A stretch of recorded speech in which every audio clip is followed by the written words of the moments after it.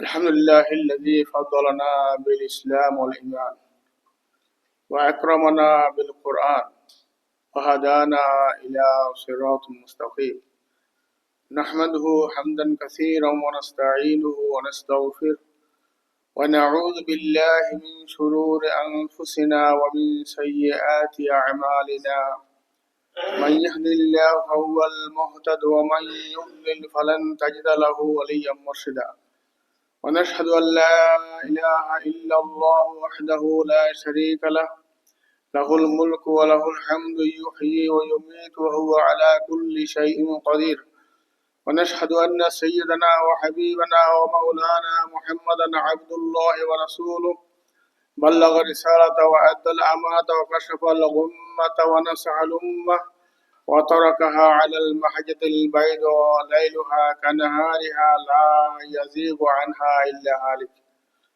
اللهم صل وسلم وبارك عليه وعلى آله وصحبه أجمعين أوصيكم ونفسي بتقوى الله وطاعته وأحذركم وأحذر نفسي عن معصية الله ومخالفة شريعته يقول سبحانه وتعالى يا أيها الذين آمنوا اتقوا الله حق تقاته ولا تموتن إلا وأنتم مسلمون ويقول سبحانه وتعالى يا أيها الذين آمنوا اتقوا الله وقولوا قولا سديدا يصلح لكم أعمالكم ويغفر لكم ذنوبكم ومن يطع الله ورسوله فقد فاز فوزا عظيما ويقول سبحانه وتعالى يا أيها الذين آمنوا اتقوا الله ولتنظر نفس ما قدمت لغد واتقوا الله إن الله خبير بما تعملون আমরা সে মহান সত্তা আল্লাহ সুবহানাহু ওয়া তাআলা দরুদ লাখ শুকরিয়া আদায় করি যে আল্লাহ রাব্বুল আলামিন অত্যন্ত মেহেরবান করে দয়া করে আজকের পবিত্র জুমার দিন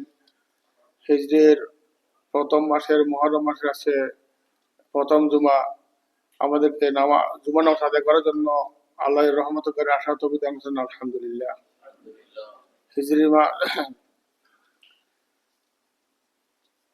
হিজরির মাস আগমন করেছে, নতুন হিজরির মাস মুহররম মাস। আমরা সাধারণত এই মুহররম মাসে আসলে আমরা যদিও ঐতিহাসিকদের মতে তারিখ ব্যাপারে যদি মতভেদ থাকে, কিন্তু আমরা এই তারিখে রাসূলুল্লাহ সাল্লাল্লাহু আলাইহি ওয়াসাল্লামের হিজরত সম্পর্কে আলোচনা করে থাকি এবং জীবনের সবচাইতে গুরুত্বপূর্ণ একটা বিষয় যে আল্লাহ রাসূল সাল্লাল্লাহু আলাইহি ওয়াসাল্লামকে এই দ্বীনের দাওয়াত দেওয়ার কারণে, আল্লাহর দিকে আহ্বান করার কারণে মক্কাবাসীরা সহ্য করতে পারতেছে না, এই দাওয়াতকে গ্রহণ করতে পারতেছে না। সেজন্য বিভিন্ন অত্যাচার, জুলুম, নির্যাতনের শিকার হয় আল্লাহ নবী সাল্লাল্লাহু আলাইহি ওয়াসাল্লাম এই মহা সংকটের সময় হিজরত করতে বাধ্য হয়েছেন। বাধ্য হয় নাই, আল্লাহ ইচ্ছা করলে হিজরত ছাড়াই বিজয় দান করতে পারতেন, কিন্তু আল্লাহর ইচ্ছে হলো যেহেতু রাসূলুল্লাহ সাল্লাল্লাহু আলাইহি ওয়াসাল্লাম শেষ নবী, কিয়ামত পর্যন্ত আর কোনো নবী আসবে না, কাজেই এই সমস্ত ইতিহাসের মধ্যে দ্বীনের জন্য কতটুকু ত্যাগ, তিতিক্ষা বা ত্যাগ দিয়েছেন, কত কষ্ট করেছেন, যাদের উম্মতে মুহাম্মদী সাল্লাল্লাহু আলাইহি ওয়াসাল্লাম রাসূল সাল্লাল্লাহু উম্মতরা যেন স্মরণ করতে পারে এবং এই সমস্ত ব্যাপারে চিন্তা ভাবনা করে বর্তমান অবস্থার উপর, যার যার যে সময় দুনিয়া আসছে সেই অবস্থার উপর চিন্তা ভাবনা করে ইসলাম সম্পর্কে জ্ঞান অর্জন করে তারা যেন সঠিক পথ গ্রহণ করতে পারে। এই জন্য আল্লাহ রাব্বুল আলামিন এই সমস্ত ইতিহাসকে কোরআনের ভিতরেই আল্লাহ রাব্বুল আলামিন ওহির মাধ্যমে আমাদের সামনে জানিয়েছেন। আমরা যদি আজকে দুনিয়ার মধ্যে আমরা আছি, আজকে বিশেষ করে আমি যে কথাটা প্রথমে বলতে চাইছিলাম সেটা হলো, এখন যে গরম পড়তেছে আমরা জানি, গরম তো পড়েই, গরমের কারণে আমরা অনেকেই আল্লাহর দিন বা মসজিদে আসতে আমরা অলসতা করি যে গরমের মধ্যে যাবো কেমনে। তো কিন্তু আমি স্মরণ দিচ্ছি আল্লাহ রাব্বুল আলামিন বলছেন কোরআন ভাগের ভিতরে, ওয়ালা নুযিকান্নাহুম মিনাল আযাবিল আদনা দুনাল আযাবিল আকবার লাআল্লাহুম ইয়ারজিউন। আল্লাহ রাব্বুল আলামিন পরকাল যে আযাব, যে শাস্তি, যে গরম, মারাত্মক গরমের কথা স্মরণ করার জন্য আমাদের এই সময় উপযুক্ত সময়, যে আজকের এই সামান্য গরম আমরা সহ্য করতে পারতেছি না, তাহলে কিয়ামতের ময়দানে জাহান্নামের আগুন, গরম পানি আমাদের জন্য কেমন হবে। এটাকে আদনা বলা হয়, এটা সামান্য, জাহান্নামের তুলনায় এটা সামান্য গরম। আর জাহান্নামের আগুন আযাবুল আকবার, তাহলে সেটা থেকে বাঁচার জন্য আমাদের কি করণীয়। তো আমাদের এই জন্য রাসূলুল্লাহ সাল্লাল্লাহু আলাইহি ওয়াসাল্লাম আমলে একটা জিহাদের মধ্যে যুদ্ধে কিছু কিছু মুসলমান যেতে অলসতা করছিল, মানে গরমকাল, এবং বিশেষ করে মুনাফিকেরা এই গরমের মধ্যে যেতে চাচ্ছে না। তখন আল্লাহ রাব্বুল আলামিন তাদেরকে সাবধান দিয়েছেন যে নারু জাহান্নাম আসাদ্দু হাররা, জাহান্নামের আগুন এর চাইতেও গরম বেশি, মারাত্মক গরম। তোমরা যে গরমের ভয়ে আল্লাহ সুবহানাহু ওয়া তাআলার হুকুম অমান্য করতেছ, জিহাদের মধ্যে যাচ্ছ না, কিন্তু জাহান্নামের আগুন এর চাইতেও গরম। তো এটা এই জন্য বলছি, আমাদেরকে সদা সর্বদা স্মরণ করতে হবে যে আজকে এই গরমের ভিতরে আমাদেরকে সেই জাহান্নামের আগুনকে স্মরণ করে আমরা যেন ফিরিয়ে আসতে পারি আল্লাহর দিকে। তাই আজকের বিষয় যে রাসূলুল্লাহ সাল্লাল্লাহু আলাইহি ওয়াসাল্লামকে হিজরত কেন করতে হয়েছে, হিজরত না করলেও চলতো। আমরা আসলে অনেক মুসলমান ইসলামকে নিয়েই, মুসলমানেরাই ইসলামকে নিয়ে ঠাট্টা বিদ্রুপ করতেছে, ইসলামকে নিয়ে অনেক কিছু বলতেছে, কিন্তু আল্লাহ সুবহানাহু ওয়া তাআলা সব কিছু শুনতেছেন, জানতেছেন। যখনই মুসিবত আসবে তখনই আমরা বুঝবো যে অবস্থা কেমন। তো কাজেই আগের থেকে আমাদের চিন্তা ভাবনা করা উচিত সমস্ত মুসলমানদের।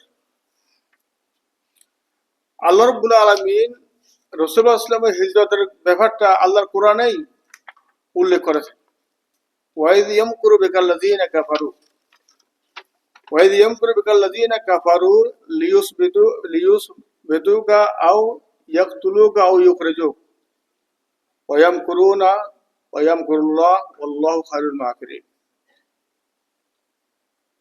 যাতে কেউ যেন সন্দেহ করতে না পারে, জন্য ওহির মাধ্যমে আল্লাহ কোরআনে বলে দিচ্ছেন যে কাফেররা রাসূলুল্লাহ সাল্লাল্লাহু আলাইহি ওয়াসাল্লাম সম্পর্কে যে ষড়যন্ত্র করেছিল, যে তাকে জেলখানায় আটকে রাখা হোক, অথবা হত্যা করা হোক, অথবা তাকে দেশ থেকে বের করে দেওয়া হোক, তিনটা বিষয়, এটা তিনটা সিদ্ধান্ত নিয়েছিল রাসূল সাল্লাল্লাহু আলাইহি ওয়াসাল্লামের ব্যাপারে। জেলখানা তো আজকেও আছে, হত্যাও আছে, দেশ থেকে বাহির করারও সিদ্ধান্ত অনেকেরই আছে। ওই মুরব্বীরা শিখাই দিয়ে গেছেন। কাজে এখন যারা ইসলামের শত্রু, যারা ইসলামকে চায় না, তারাই এই ভাষাগুলো ব্যবহার করে আগেরকার মুরব্বীদের শিখানো অনুযায়ী। যারা দ্বীনের সঠিক দাওয়াত দেয় তাদেরকেই হয়তো যেখানে রাখে, অথবা দেশ থেকে বের করে দেওয়ার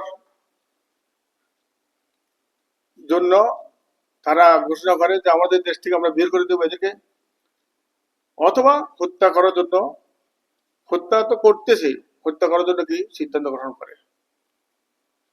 ঠিক সেই কালেই এই ইসলামের জন্য, এই কোরআনের জন্য, এই ইসলামের জন্য সেই কালেই আবু জাহেল এবং তার গোষ্ঠীরা রাসূল সাল্লাল্লাহু আলাইহি ওয়াসাল্লাম সম্পর্কে এই সিদ্ধান্ত গ্রহণ করেছিল। তারা বৈঠক করেছিল, এটা আমরা সবাই জানি।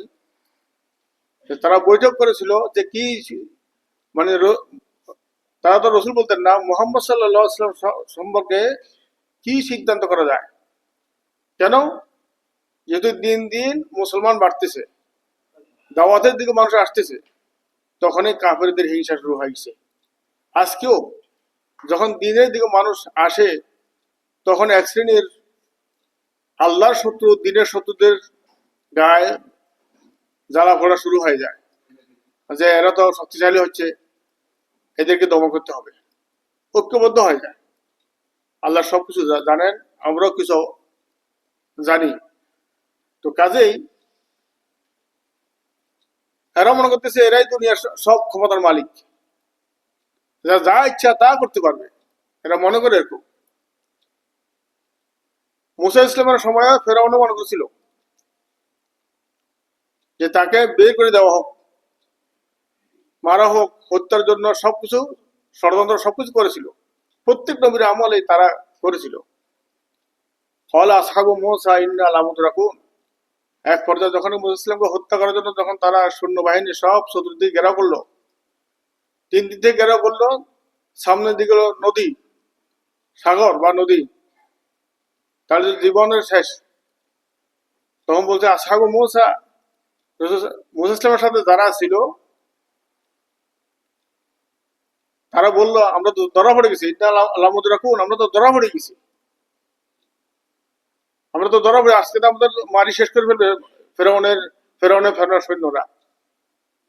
কিন্তু আল্লাহ রাব্বুল আলামিনের হিকমত বোঝার শক্তি কারো নাই। মুসা ইসলাম বলছেন কাল্লা, কখনো নয়, ইন্না মাইয়া রব্বি সাইয়াহদিন, আমার সাথে আমার রব আছেন, আল্লাহ আছেন, অতএব আল্লাহ আমাকে সঠিক পথ দেখাবেন। কোন সময়?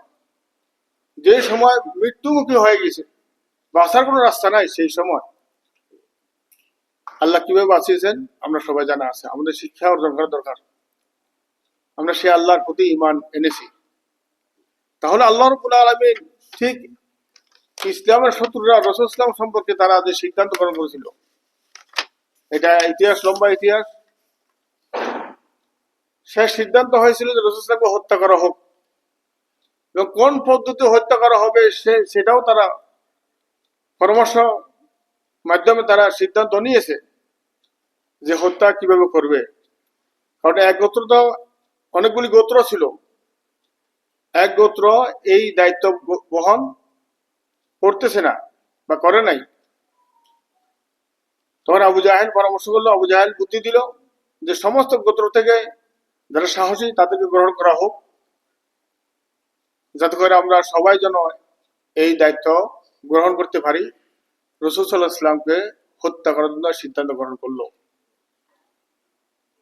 শয়তান তো বিভিন্ন পরামর্শ দিল, যে জেলখানা দিলে জেলে তাকে রাখা যাবে না, জেলখানা রাখা যাবে না, যে দেশে যদি বের করে দেওয়া হয় সেই দেশে যাওয়ার পরে ইসলামের যে ভাষা, যে দাওয়াত, এগুলোর কারণে মানুষ ঝুঁকে পড়বে, পরে সে শক্তি অর্জন করে মক্কা আক্রমণ করবে, ঠেকাতে পারবে না। এইভাবে করে শয়তান পরামর্শ দিল। শেষ পর্যন্ত আবু জাহেল বলল তাকে হত্যা করার জন্য, তাকে হত্যার সিদ্ধান্ত হয়। শয়তান এটার উপর কি তাদেরকে অনুমোদন দিল যে এইটা করা ছাড়া তোমাদের কোনো উপায় নাই। এরা তো আল্লাহকে, আল্লাহ সুবহানাহু ওয়া তাআলার ক্ষমতা বিশ্বাস না করলে এই সমস্ত সিদ্ধান্ত নেওয়া যায়। আজকেও আমাদের দেশে অনেক আছে কত সিদ্ধান্ত নিচ্ছে শুধু ইসলামের ব্যাপারে, শুধু ইসলামকে দুর্বল করার জন্য, কোরআনের শিক্ষাকে দুর্বল করার জন্য কত সিদ্ধান্ত নিচ্ছে। কিন্তু অন্য অন্য ব্যাপারে, নাস্তিকদের ব্যাপারে কোনো পরামর্শ নাই, কোনো কিছু নেই, ওদের বিরুদ্ধে কোনো কথাও নাই। তাদেরকে চিহ্নিত করতে হবে আমাদেরকে। এরা আমাদের ভাই বোনদেরকে জাহান্নামমুখী করতেছে, জাহান্নামের দিকে নিতে চাচ্ছে। তাদের একটুও চিন্তা নাই যে জাহান্নামের দিকে যে নিচ্ছে, তারা একটু এটা চিন্তা ভাবনা করে না। সুতরাং আল্লাহ সুবহানাহু ওয়া তাআলা কিভাবে রক্ষা করলেন, তার মুজিজা কি, কিভাবে রক্ষা করলেন, এটা আমাদের সবারই জানা আছে। শিক্ষা হলো আমরা সেই আল্লাহর প্রতি বিশ্বাস করছি, আল্লাহ আমাদেরকে দেখে, আল্লাহ সবকিছু জানেন। ওয়াম কুরুনা, তারা যে রাসূল ইসলাম সম্পর্কে তারা যে সিদ্ধান্ত নিয়েছে, সেই সিদ্ধান্ত আল্লাহর গুলো জানে। ওয়াম কুরুল্লাহ, আল্লাহ একটা কৌশল অবলম্বন করেছেন, আর আল্লাহ হলো উত্তম কৌশলকারী। আল্লাহ যাকে বাঁচাতে চান তাকে মারার মতো ক্ষমতা আসমান জমিন আর কারো নাই। এই ঈমান আমাদের থাকতে হবে।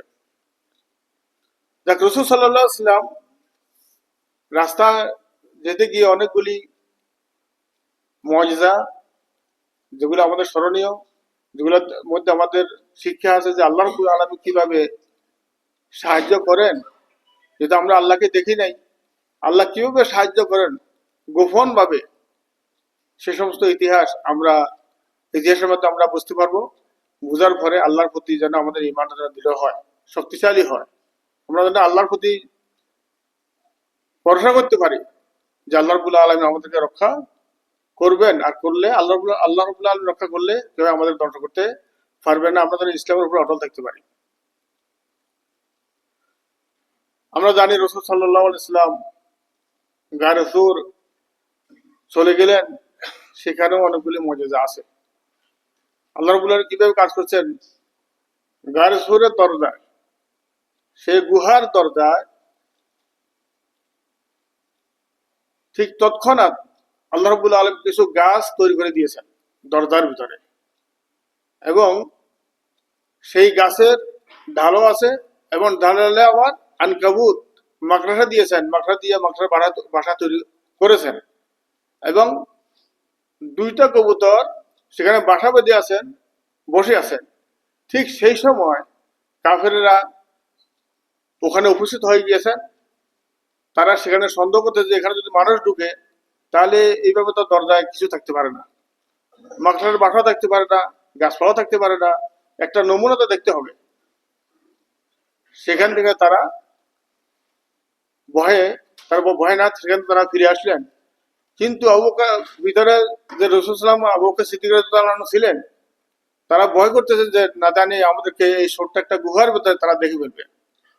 তখন আল্লাহ রাব্বুল আলামিন আমাদের সামনে কোরআনের যে বিষয়টা, যে কোরআনে বলেছেন যে আল্লাহ কিভাবে সাহায্য করেছেন, সাহায্য করার পদ্ধতি কি, সেখানে আল্লাহ নবী সাল্লাল্লাহু আলাইহি ওয়াসাল্লাম বলেছেন, লা তাহজান ইন্নাল্লাহা মা'ানা। হে আবু বকর, তুমি চিন্তা করো না, ভয় করো না, নিশ্চয় আমাদের সাথে আল্লাহ সুবহানাহু ওয়া তাআলা আছেন। এই তাওয়াক্কুলের উপর, ভরসার উপর সান্ত্বনা দিয়েছেন। এটা হলো আমাদের মুমিনদের সান্ত্বনা। এটা যে আল্লাহ সুবহানাহু ওয়া তাআলা আমাদেরকে রক্ষা করবেন। সেইখানেই আল্লাহ সুবহানাহু ওয়া তাআলা যে কেরামত, আল্লাহ সুবহানাহু ওয়া তাআলা যে কুদরত দেখিয়েছেন, যে কুদরতের মাধ্যমে আল্লাহ রাব্বুল আলামিন তার রাসূল সাল্লাল্লাহু আলাইহি ওয়াসাল্লাম কিভাবে সংরক্ষণ করেছেন, এটা আমরা বুঝতে পারতেছি। এরপর আল্লাহ রাব্বুল আলামিন প্রতিমধ্যে অনেকগুলো মুআজিজা আমাদের সামনে আসছে। সেই মুআজিজা হলো, রাসূল সাল্লাল্লাহু আলাইহি ওয়াসাল্লাম প্রথমত যেতে গিয়ে একটা খেমাতে গেলেন। খেমাতে দেখলেন উম্মে মুআব্বাদ নামক মহিলা সেখানে বসা আছেন।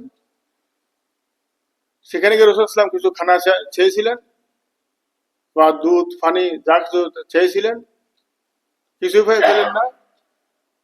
দেখতেছেন একটা ছাগল বাঁধা আছে, ওই ছাগল মধ্যে কোনো দুধ নাই, কোনো কিছু, দুর্বল ছাগল। তার অনেকগুলি ছাগল ছিল, সব ছাগলগুলি মরুভূমিতে চলে গেছে, এই দুর্বল ছাগলটা সেখানে পড়ে আছে। আল্লাহ কিভাবে আল্লাহর ক্ষমতা দেখান। তখন সেই ছাগলটা অনুমতি দিলেন রাসূল সাল্লাল্লাহু আলাইহি ওয়াসাল্লাম, এই ছাগলটা থেকে আমি কি দুধ দহন করতে পারি? তখন সেই উম্মে মুহাম্মদ তাকে অনুমতি দিলেন। রাসূল সাল্লাল্লাহু আলাইহি ওয়াসাল্লাম মাসাহা জোহর, তার ফিটে হাত মুছে করে দিলেন, অথবা দুধের ওলানে হাত মুছে করে দিলেন। সঙ্গে সঙ্গে সেই ছাগলের মধ্যে দুধের সৃষ্টি হয়ে গেল। দুধ নিজে দহন করলেন, পান করলেন, ওখানে সবাইকে পান করালেন, এবং সেই ছাগলের মধ্যে আরো বরকত আল্লাহ রাব্বুল আলামিন দান করেছেন। সেই দুধ পান করলেন রাসূল সাল্লাল্লাহু আলাইহি ওয়াসাল্লাম নিজেই। শেষ পর্যন্ত ওই মহিলার স্বামী আসলো। স্বামী আসার পরে সে বলে, এটা তো দুর্বল ছাগল ছিল, এটার ভিতরে দুধ কোথা থেকে আসলো? তখন উম্মে মুহাম্মদ তিনি বললেন যে মনে হয় যে বরকতপূর্ণ একটা লোক, সেই লোকটা আসলো, আসার পরে এইভাবে কাজ করলো, এটার ভিতরে দুধের সৃষ্টি হয়ে গেল, সে নিজেও পান করলো, আমাদেরও পান করলেন। এটাও রাসূল ইসলামের সেই প্রতিমধ্যে তার মজিজা, আরো অনেকগুলি মজিজা আছে। এরপরে সুরাকা যে রাসূল ইসলামকে হত্যা করতে পারলে 100 স্বর্ণ মুদ্রা আরো অনেকগুলি পুরস্কার ঘোষণা করছেন আবু জাহেল। তো সুরাকা একজন কাফের, সেই পুরস্কারের লোভে রাসূল ইসলামের পিছনে দৌড়লেন। ইতিহাস, লম্বা ইতিহাস। আল্লাহ রাব্বুল আলামিন কিভাবে সাহায্য করেন, যখন তো ওটি নিকটে যখন চলে গিয়েছেন যে সুরাকা একটু পরে হত্যা করবে, ঠিক সেই সময় উটের সামনের 2 পা মাটির মধ্যে পুঁতে গেল, আর সামনের দিকে যাওয়ার সাহস করলো না সেই উট। সে কয়েকবার ওয়াদা করছে যে আর আমি আক্রমণ করবো না। আবার সে পুনরায় ভালো হলে ওই লোভে টাকার লোভে, পুরস্কারের লোভে সে বারবার ওয়াদা খেলাপ করে। শেষ পর্যন্ত সে মাপছে, ইতিহাসে শেষ পর্যন্ত সে ইসলাম গ্রহণ করেছে। তো রাসূল ইসলামের এই সাবধানতা, রাসূল ইসলামের এই ইতিহাস, এগুলা মধ্যে আমাদের অনেক শিক্ষা রয়েছে। তো কাজেই আমরা যেন হিজরতের ইতিহাসটা পড়ে সেই শিক্ষা অর্জন করে আমরা যেন আল্লাহ ইসলামের দিকে আসতে পারি, ইসলামের জন্য আমরা যেন প্রস্তুতি গ্রহণ করতে পারি। আল্লাহ সাহায্য করবেন আমাদেরকে। আমরা যদি আল্লাহর পথে থাকি, আল্লাহ সাহায্য করবেন, এটা অবশ্যই আল্লাহ ওয়াদা করেছেন।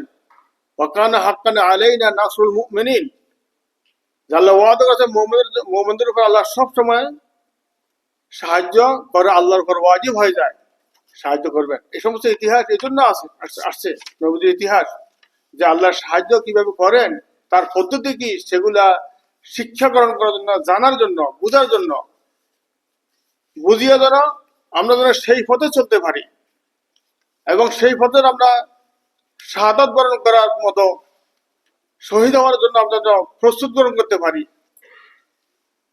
তাহলে আমরা আল্লাহর নিকটবর্তী হতে পারবো, আল্লাহর নিকটে আমরা শহীদি মৃত্যু হিসেবে আমরা যেতে পারবো আল্লাহর সন্তুষ্ট অর্জন করে। এই জন্য আমরা প্রবাসী যারা আছি মুসলমান ভাইরা, আল্লাহকে বুঝুন, আল্লাহকে চিনুন। আমাদের দেশে যে ফিতনা ফাসাদ চলতেছে ইসলামের বিরুদ্ধে, সতর্ক হন, ইসলামের দুশমনদেরকে চিনেন। আমরা তো আজকে আমাদের সমস্যা হলো কি, একদিকে আমরা আল্লাহকে মানি, অপরদিকে আমরা আল্লাহর দুশমনদেরকে মানি। আল্লাহর প্রতি মহব্বত আছে, আল্লাহ রসুলের দুশমনদের প্রতি আমাদের মহব্বত।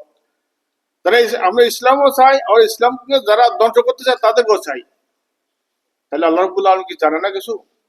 অবশ্যই জানে। আমাদের সাবধান হতে হবে। আলোচনা সবাইকে তৌফিক দান করুক আল্লাহ। এই হিজরতের মধ্যে আমাদের জন্য শিক্ষা অর্জন করার জন্য আল্লাহর প্রতি ভরসা, মানে আল্লাহর প্রতি আমাদের ঈমান যেন আরো শক্তিশালী হয়, এবং শক্তিশালী হওয়ার জন্য আমাদের জন্য সেই শিক্ষা গ্রহণ করতে পারি। আল্লাহ যেন আমাদের সবাইকে মুমিন হিসাবে যেন কবুল করে নেন। আল্লাহ যেন আমাদের সবাইকে যেন আমরা আল্লাহ সন্তুষ্ট অর্জন করিয়া আল্লাহ জান্নাত যেতে পারে সেই তৌফিক দান করুন। আকুলু কাউলি ওয়াস্তাগফিরুল্লাহি ওয়া লাকুম ওয়া তাওবার রহিম।